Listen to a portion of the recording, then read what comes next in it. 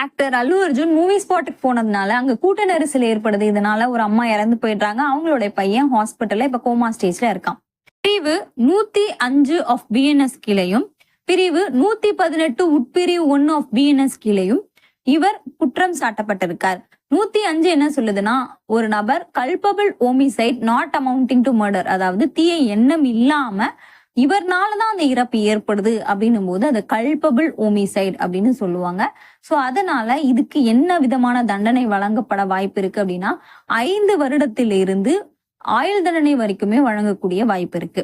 Okay, பிரிவு 118 உட்பிரிவு 1ல எந்த விதமான தீங்கையும் எந்த விதமான உயிரினத்துக்கும் ஏற்படுத்தக்கூடாதுன்னு சொல்லியிருப்பாங்க. அப்போ இங்க கூட்ட நெரிசல், அதனால ஸ்டாம்பேட் ஏற்படுது.